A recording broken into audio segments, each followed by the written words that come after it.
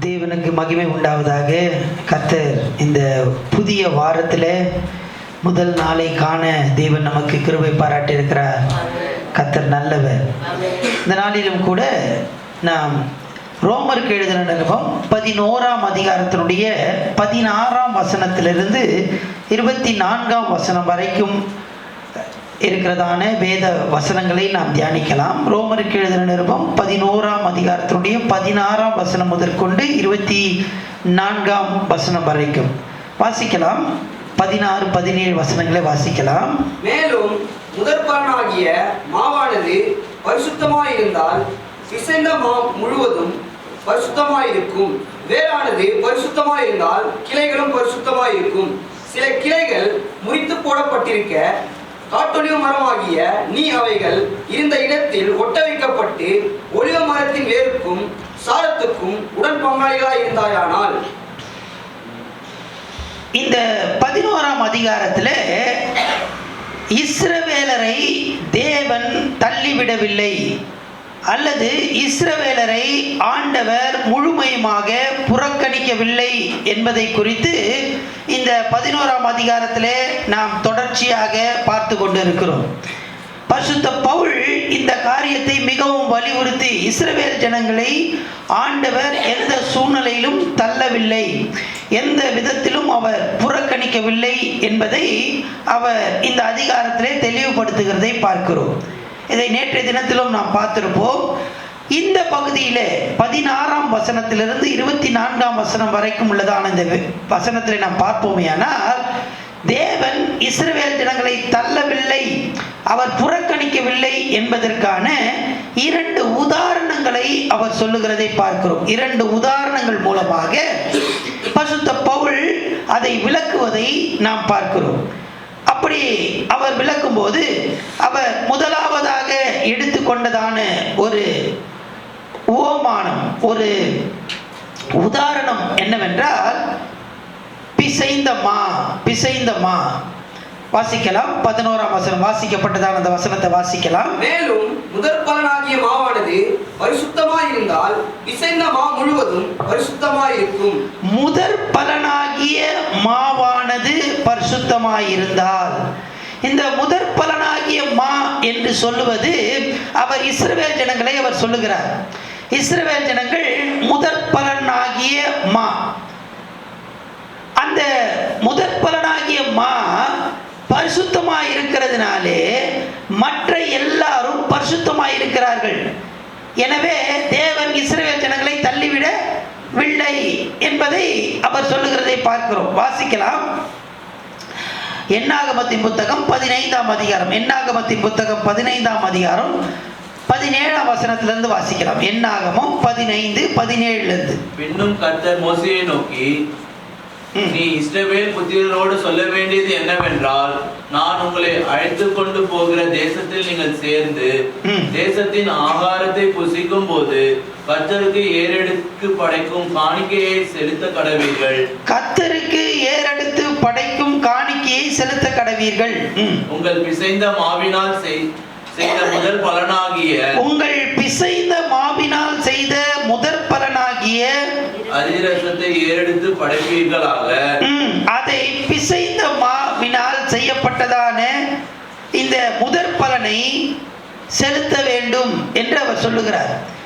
அப்படி அந்த முதற் பலனை, பிசைந்த மாவினுடைய முதற் பலனை செலுத்தும் போது மீதியாயிருக்கிறதான அந்த மா முழுவதும் அது பரிசுத்தமாயிருக்கும். அந்த பரிசுத்தமாய் இருக்கிறதற்கு அடையாளமாக தான் இந்த முதற் பலனை அவர்கள் செலுத்துகிறார்கள். இன்னொரு வசனத்தை வாசிக்கலாம். லேவியராகமத்தின் புத்தகம் 23ஆம் அதிகாரத்தினுடைய 9ஆம் வசனத்தை வாசிக்கலாம். லேவியராகமம் 23:9. இன்னும் கர்த்தர் மோசேயை நோக்கி, இஸ்ரவேல் புத்திரரோடு சொல்ல வேண்டியது என்னவென்றால், நான் உங்களுக்கு கொடுக்கும் தேசத்தில் நீங்கள் போய் சேர்ந்து அதில் வெள்ளாண்மையை அறுக்கும் போது உங்கள் அறுப்பின் முதற் பலனாகிய ஒரு கதிர்க்கட்டை ஆசாரியனிடத்தில் கொண்டு வர கடவீர்கள். உங்களுக்காக அது அங்கீகரிக்கப்படும்படி ஆசாரியன் அந்த கதிர்க்கட்டை ஓய்வு நாளுக்கு மறுநாளில் கர்த்தருடைய சந்நிதியில் அசைவாட்ட வேண்டும். நீங்கள் அந்த கதிர்க்கட்டை அசைவாட்டும் நாளில் கர்த்தர் சர்வாங்க தகன வழியாக ஒரு வயதான பழுதற்ற ஒரு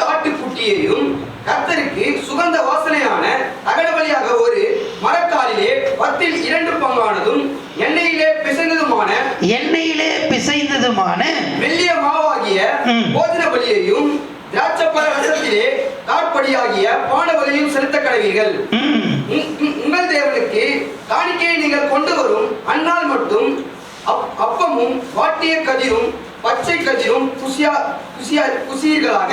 ஓகே, இங்கே சொல்லப்படுகிறதான காரியம், இங்கே முதற் பலனை நீங்கள் ஆண்டவருக்கு செலுத்தும் போது மீதியா இருக்கிறது எல்லாம் பரிசுத்தமாக மாற்றப்படுகிறது.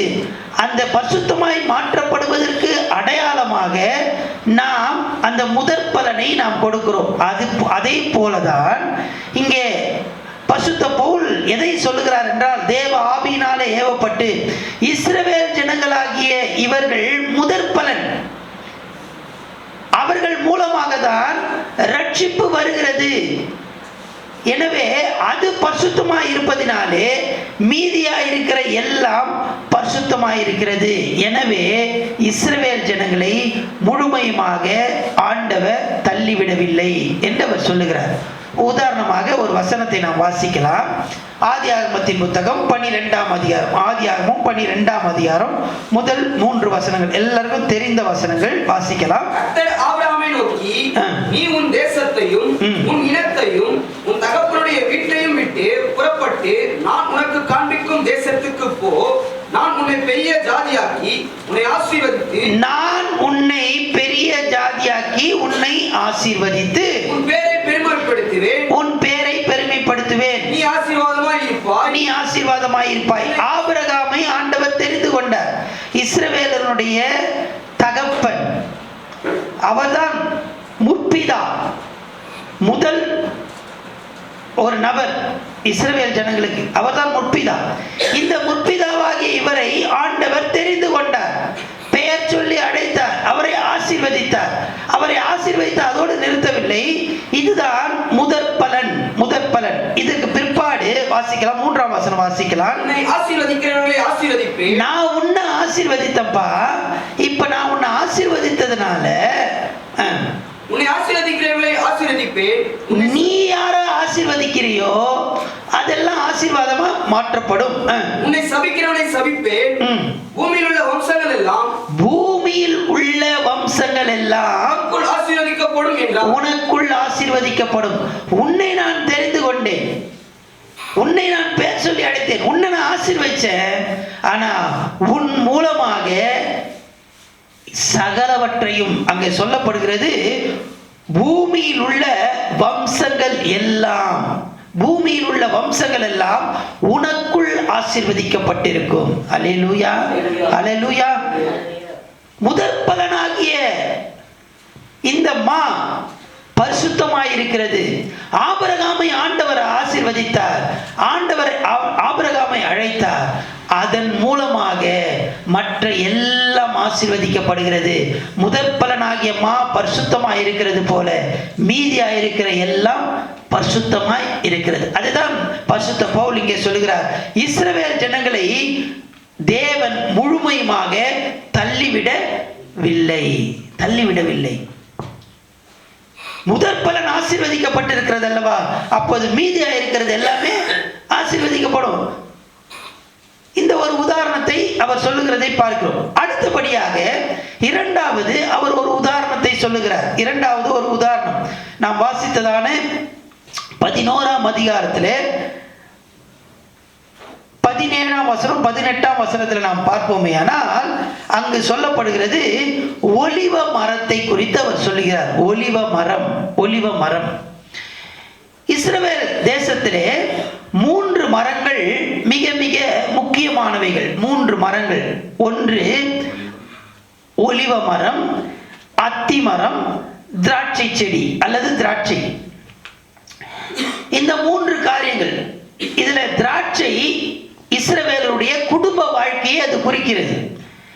அத்தி மரம் அது எதை குறிக்கிறது என்றால் இஸ்ரவேல் ஜனங்களுடைய அரசியல் வாழ்க்கையை அது குறிக்கிறது.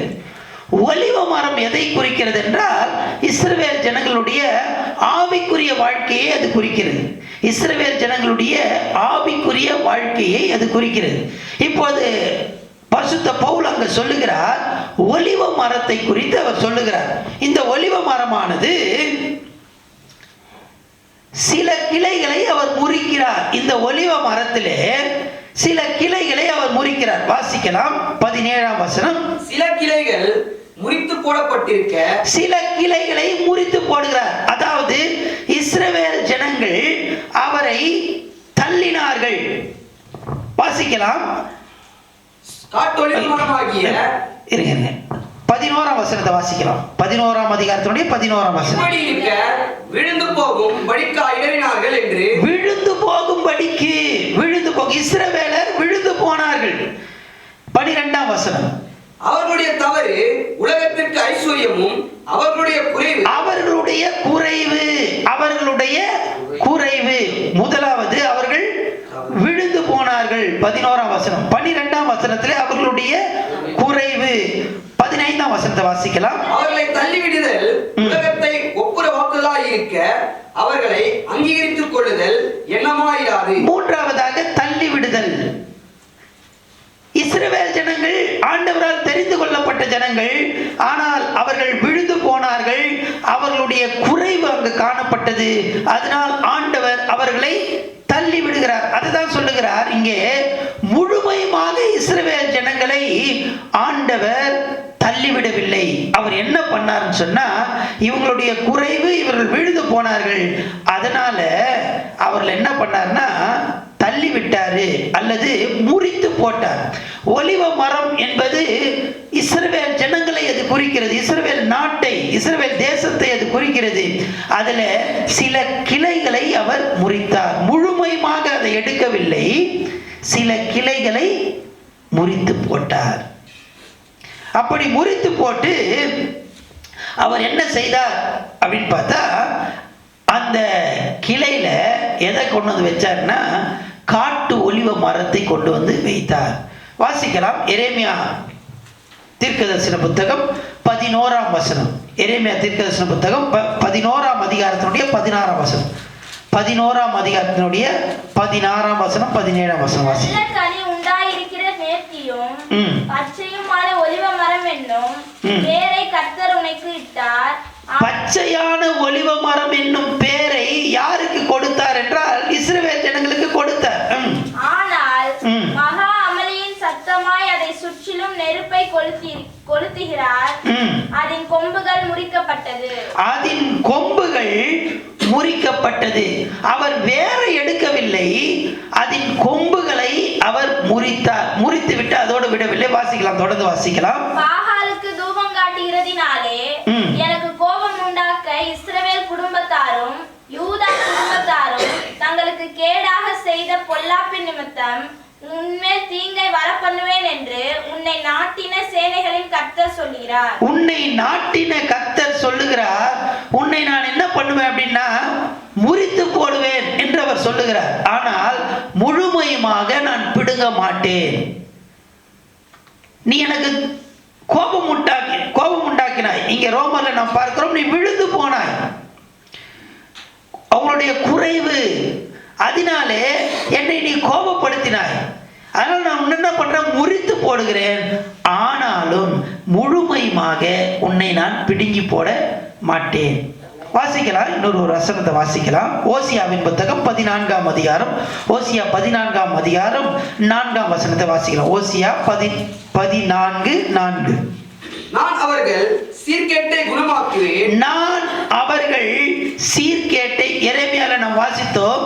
அவர்கள் எனக்கு கோபம் ஊட்டினார்கள், அவர்கள் சீர்கெட்டு போய்விட்டார்கள். ஆனாலும் அவர்களை நான் விட்டுவிடவில்லை.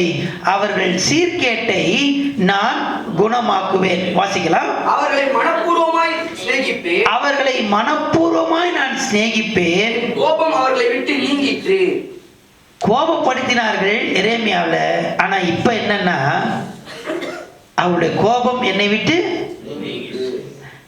என் கோபம் அவர்களை விட்டு நீங்கிற்று. அடுத்த வசனத்தை வாசிக்கலாம். நான் இஸ்ரவேலுக்கு பனியை போல் இருப்பேன். அவன் லீலி புஷ்பத்தை போல் மலருவான். லீபனோனை போல் வேரூன்றி நிற்பான். லீபனோனை போல் வேரூன்றி நிற்பான். அவன் கிளைகள் ஓங்கி படும்.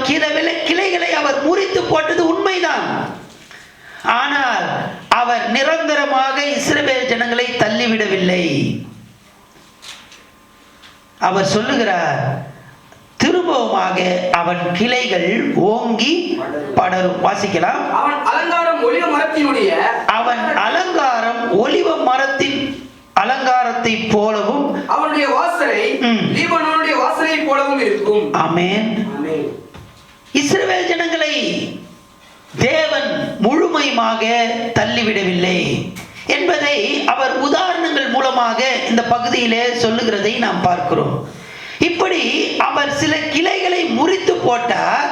அந்த முறித்து போட்டதின் விளைவு என்னவென்றால், முறித்து போட்டு அந்த இடத்திலே அவர் காட்டு ஒலிவ மரமாகிய, இன்னொரு வார்த்தையிலே நாம் சொல்ல வேண்டும் என்றால், புற மக்களாகிய யூதர் அல்லாத கிரேக்கர் மற்ற புற இனத்தர் சொல்ல வேண்டும் என்றால், உங்களுக்கும் எனக்கும் ரட்சிப்பு வந்தது. ஹல்லேலூயா, ஹல்லேலூயா.